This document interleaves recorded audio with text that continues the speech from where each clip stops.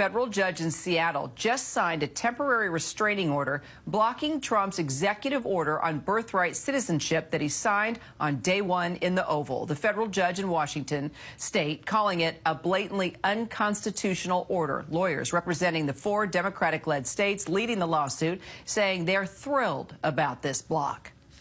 We are thrilled that the court saw the seriousness and the urgency of the complaints and requests for a temporary restraining order brought by the state of Washington, Oregon, Arizona, and Illinois, and are thrilled that the judge issued a temporary restraining order directing the United States government to take no further action in enforcing and implementing the unconstitutional and un-American executive order attempting to eliminate birthright citizenship in America.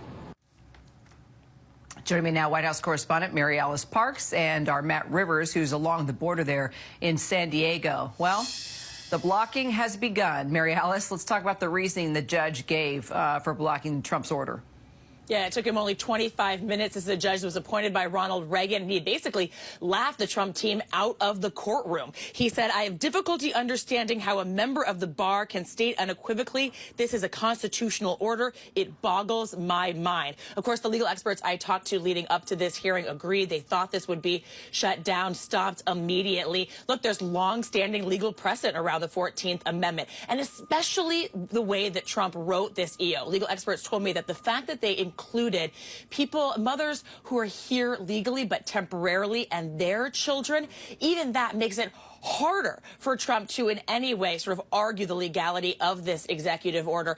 Even some of the more fringe legal theories, perhaps suggesting he maybe would have had a case in court, really shot down by the fact that Trump went so sweeping in this executive order. Look, it's still possible, of course, that this makes its way through the Court of Appeals, that it is taken up. Of course, this first case in Seattle in a very sort of liberal, more democratic-friendly Court of Appeals system. But we don't know if it'll go any further, because this judge saying he thinks that it is just blatantly unconstitutional. Like you said, he thinks the matter should be settled, Kira.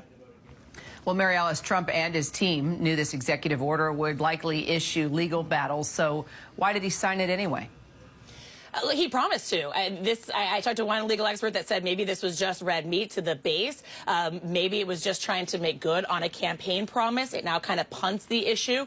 I mean, there's always the chance that Congress wants to try to amend the Constitution. There's always the chance that Trump will now try to issue a more targeted or more limited EO, chip away at the concept of birthright citizenship. Perhaps he could get away with something much, much more limited in scope.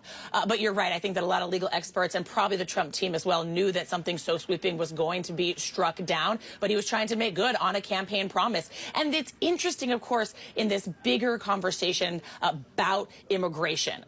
This is a part of, I think, Trump wanting to look so hardline, so maximalist on the border, Kira.